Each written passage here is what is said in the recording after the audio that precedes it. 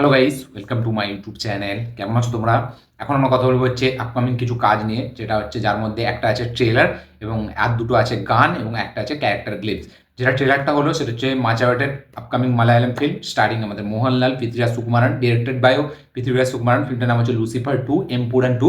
তো এর ট্রেলার কালকের আগের দিন রিলিজ হয়েছিল। আমি হিন্দিতে লাইভ রিয়াকশন দিয়েছি যখন ট্রেলারটা বেরিয়েছিল, একটার সময় করে বা 12:30টার দিক করে। তো হিন্দিতে আমার লাইভ রিয়াকশন আছে, সেটা অবশ্যই গিয়ে চেক আউট করবেন, লিঙ্ক ডিসক্রিপশনে আছে। সেটার এখন বাংলাতে রিভিউ করব। এটা আমি কালকেই করার কথা ছিল, বাট কোনো কারণবশত এটা করা হয়নি। তারপরে কথা বলবো হচ্ছে জাট, যেটা হচ্ছে গোপীচাঁদ মালিনী, ডিরেক্টর গোপীচাঁদ মালিনী, তার ডিরেকশনে বানানো আপকামিং সিনেমা, যাতে আমরা সানি দেওয়ালকে দেখতে পেতে চলেছি ভিলেন হিসাবে রণদীপ হুডা, এবং বিনীত কুমার সিংও থাকতে চলেছে।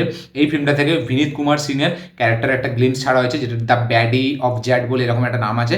সেই গ্লিমসটা নিয়ে কথা বলবো, যেখানে আমরা দেখতে পাচ্ছি বিনীত কুমারের টাইটেলটা কি, তার ক্যারেক্টারটার নাম কি হতে চলেছে। তার পাশাপাশি কথা বলবো হচ্ছে বাংলাদেশের আপকামিং দুটো সিনেমা, যেটা ঈদে রিলিজ হবে, যার একটা নাম হচ্ছে জঙ্গলি এবং আরেকটার নাম হচ্ছে আমাদের দাগি। সেই দুটো সিনেমার ফার্স্ট সিঙ্গেল মানে হচ্ছে ফার্স্ট গান, সেই দুটো গান রিলিজ করা হয়েছে। দুটো গানই রোম্যান্টিক গান। সেই গান দুটো কেমন লাগলো সেটা নিয়েও কথা বলবো। বেসিক্যালি এই চারটে কাজ নিয়ে কথা হবে। চলো ভিডিওটা শুরু করা যাক। তো কেমন হলো সবথেকে প্রথম লুসিফারের ট্রেলার। লুসিফারের ট্রেলার আমার মানে আমি কি বলবো, একটা বেশ প্রমিসিং ভাইবস তো দিচ্ছে অবশ্যই। এবং তার সাথে সাথে আমি ট্রেলারটাকে মানে যদি আমি ট্রেলারের স্কেল দেখি, গ্র্যান্ডার দেখি, বা যেরকম ডিরেক্ট করেছে পৃথ্বীরাজ সুকুমারন, তার মধ্যে কিন্তু একটা সেই ল্যাভিশ স্কেল আমরা দেখতে পাই। খুব দারুণভাবে খরচা করা হয়েছে, বিভিন্ন মানে অন্য অন্য কান্ট্রিতে গিয়ে শ্যুট করা হয়েছে, এবং সেখানে আমরা অ্যাকশন সিকোয়েন্স যেভাবে দেখতে পাচ্ছি, সেখানে ক্যামেরার কাজ, সেখানে যেভাবে ব্লাস্ট হচ্ছে, ভিএফএক্সের কাজও কিন্তু খুব ভালো হয়েছে। এবং তার সাথে সাথে যেরকম একটা ড্রামা আমাদের লুসিফারে দেখেছিলাম, সেরকম একটা ড্রামা এইখানেও থাকতে চলেছে। এবারে আমাদের স্টেফানের ক্যারেক্টারটা, যে হচ্ছে লুসিফার মোহনলালের ক্যারেক্টারটা, সে এবার ব্যাক করছে, কারণ তাদের ওইখানে আবার তাকে দরকার, ঠিক আছে, কোনো কারণবশত এখানে টবিনো থমাস, সে এখানে অ্যান্টাগনিস্ট, ঠিক আছে, যতটা আমার দেখে মনে হলো।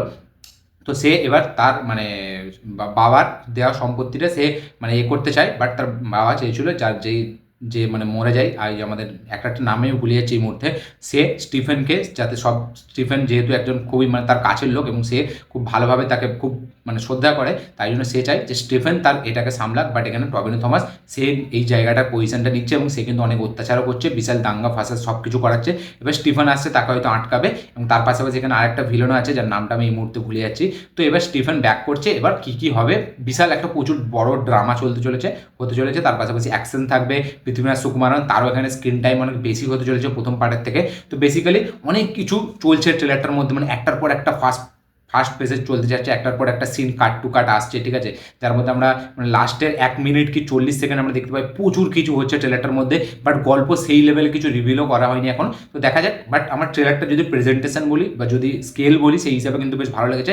একটা হেভি প্রেজেন্টেশন আছে। পৃথ্বীরাজ সুকুমারন, তার কাজ কিন্তু ডিরেকশনের ভালো হয়েছে এখানে, খুব দামি মানে ভালো একটা গ্র্যান্ডার স্কেল, খুব দারুণ একটা ভালো মিউজিকের সাথে বিজিএম এর সাথে ট্রেলারটা আসে। তো আমার একটা বেশ মোটামুটি বেশ ভালো ট্রেলারই আমার মনে হয়েছে এখনো পর্যন্ত। মালায়ালামের সিনেমার ট্রেলার খুব একটা দুটোই আছে যেগুলো হেভি মনে হয়, ঠিক আছে। যেমন এর আগে যেমন মামুটির টার্বো বলে সিনেমাটি এসেছিল, ওর ট্রেলারটা কিন্তু আমার বেশ ভালো লেগেছিল। সেখানে যেরকম অ্যাকশনের ডিজাইনিং, সেরকম যেরকম অ্যাকশন বিজিএম ছিল, বেশ ভালো লেগেছিল। তো লুসিফার 2 এর ট্রেলার কিন্তু আমার জন্য একটা বেশ ভালো, একটা প্রমিসিং ভাইবস হলো, একটা বেশ পজিটিভ রেসপন্স হলো একটা ট্রেলার আমি বলতে চাই। আমার ট্রেলারটা কিন্তু বেশ ভালো লেগেছে। এবার দেখা যাক, যেহেতু ট্রেলারে কিছু রিভিল করেনি, ফিল্মটা দেখলে হয়তো আমরা বুঝতে পারবো।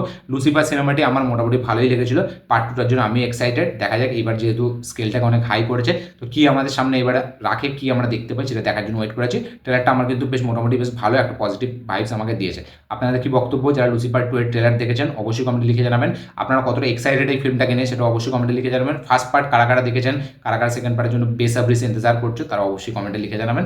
এবং এই ফিল্মটা হয়তো মালায়ালাম ফিল্ম ইন্ডাস্ট্রির সবথেকে হায়েস্ট গ্রসিং ফিল্ম হতে চলেছে, কারণ যেহেতু লুসিফারের একটা হেভি কাল্ট ফলোইং আছে এবং ফিল্মটা দারুণ একটা ব্যাপক রেসপন্স পেয়েছিল মালায়ালাম ফিল্ম ইন্ডাস্ট্রিতে। তো আমার মনে হয় যে ফার্স্ট ডে ওপেনিংও ভালো নেবে এবং ফিল্মটা কিন্তু চলবে ভালো। এবং এই ফিল্মটা কিন্তু মালায়ালামের ফার্স্ট ফিল্ম যেটা আইম্যাক্সে রিলিজ হবে। ইয়েস, আইম্যাক্সে প্রথম রিলিজ হবে কিন্তু লুসিফার 2। এটা মালায়ালাম ইন্ডাস্ট্রির জন্য একটা বিশাল বড় অ্যাচিভমেন্ট যে তারা কোনো ফিল্ম আইম্যাক্সে রিলিজ হচ্ছে। তো বোঝা যাচ্ছে কিন্তু এবার মালায়ালাম ফিল্ম ইন্ডাস্ট্রি তারা কিন্তু একটা ওয়াইডার রিলিজ দিচ্ছে এখানে লুসিফার 2কে, এবং এই ফিল্মটার মাধ্যমে তারা কিন্তু আইম্যাক্স রিলিজও মানে ফার্স্ট চালু করছে।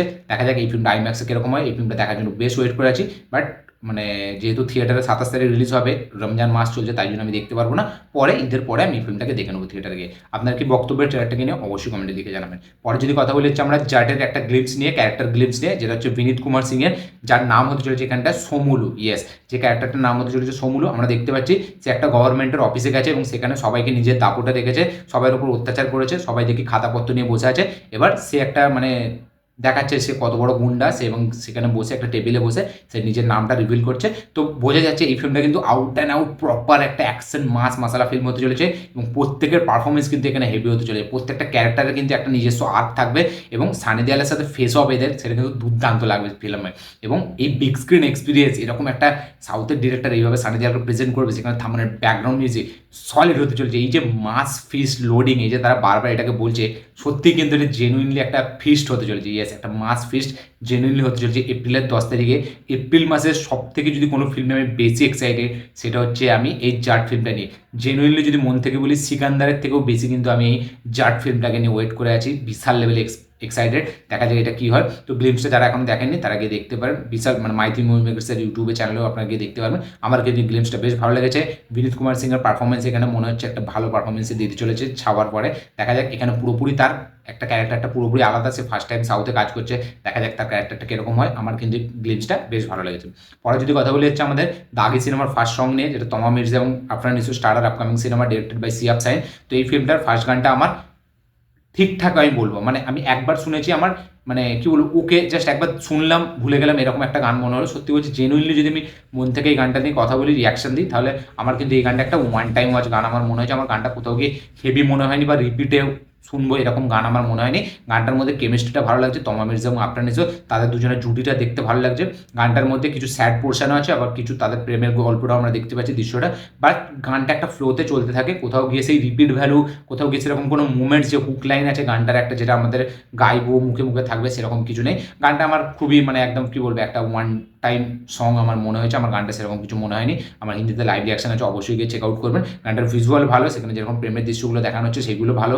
তমা মির্জার আর আফরান নিসোর যেরকম বললাম কেমিস্ট্রিটা দারুণ ওয়ার্ক করছে, এবং গানটার মধ্যে আমরা কিছু সিনেমার দৃশ্যও দেখতে পেতে চলেছি, দেখতে পাচ্ছি। দেখা যাক গানটা মানে যখন সিনেমাতে আসবে তখন কী হিসাবে কাজ করে। বাট গানটা শুনতে আমার কিন্তু ভালো লাগেনি, ভিডিওটা আমার ওকে ওকে লেগেছে। আপনাদের কি বক্তব্য দাগের ফার্স্ট গান নিয়ে অবশ্যই কমেন্টে লিখে জানাবেন। গানটার নাম হচ্ছে একটুখানি মন। গানটার টাইটেলটাও আমার অতটা ভালো লাগেনি, এবং গানটা যেরকম শুনলাম আমার তো সেরকম জমেনি, একটা ওয়ান টাইম শুনলাম ব্যাস এরকম। এই গানটা আমি রিপিটে শুনবো বলে কখনো আমার তো মনে হয় না, আমি চালাবোই না এই গানটা। আমার এরকমই একটা রিয়াকশন আপনারা বলতে পারেন। আপনাদের কি বক্তব্য, এই গানটা কারা কারা দেখেছেন, কারা কারা দেখেননি, অবশ্যই কমেন্টে লিখে জানাবেন। যারা দেখেননি তারা অবশ্যই চেক আউট করুন, অবশ্যই কমেন্টে লিখে জানাবেন আপনাদের শুনে এই গানটা কীরকম লাগলো। লাস্ট যেটা কথা বলবো হচ্ছে সেটা হচ্ছে জঙ্গলি, যেটা হচ্ছে বাংলাদেশের আপকামিং সিনেমা, যেটা ঈদেই রিলিজ হবে, স্টার্টিং আমাদের সিয়াম আহমেদ এবং বুবলি। এই গানটার নাম হতে চলেছে, এই গানটার নাম হচ্ছে আমাদের নামটা ভুলে যাচ্ছি আমি, এই গানটার নাম হতে চলেছে এই গানটার নাম হয়েছে আমাদের বন্ধু গো শোনো। ইয়েস, এই গানটার নাম টাইটেল হচ্ছে বন্ধু গো শোনো। তো এই গানটাও কিন্তু একটা রোম্যান্টিক ট্র্যাক। এই গানটা শুধুই আমরা তাদের দুজনের মধ্যে প্রেমটা দেখতে পাচ্ছি। বাট যেরকম বললাম যে দাগের ফার্স্ট গান যেরকম আমার জন্য ওয়ার্ক করেনি, এই বন্ধু গো শোনো মানে জঙ্গলির ফার্স্ট গানটাও কিন্তু আমার জন্য একদম ওয়ার্ক করেনি। এর থেকে অনেক বেটার গান ছিল দ্বিধা গানটা, যেটা বরবাদের গানটা। তো আমি তিনটে গানের মধ্যে যদি দেখি, বরবাদের গানটাকে সব থেকে ফার্স্ট এগিয়ে রাখবো।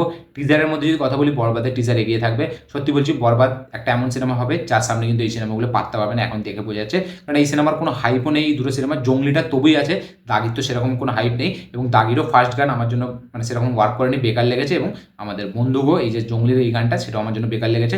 কেমিস্ট্রি যেরকম মানে বুবলির আর সিয়াম আহমেদের কেমিস্ট্রি ভালো লাগছে, তার দুজনের মধ্যে প্রেমের দৃশ্যগুলো ভিজুয়ালি ভালো লাগছে, বাট গানটা শুনতে খুব খারাপ লেগেছে, আমার একদম ভালো লাগেনি। আপনাদের কি রিয়াকশন এই বন্ধুগো শোনো গানটা নিয়ে, জঙ্গলির ফার্স্ট গানটা নিয়ে, সেটা অবশ্যই কমেন্টে লিখে জানাবেন।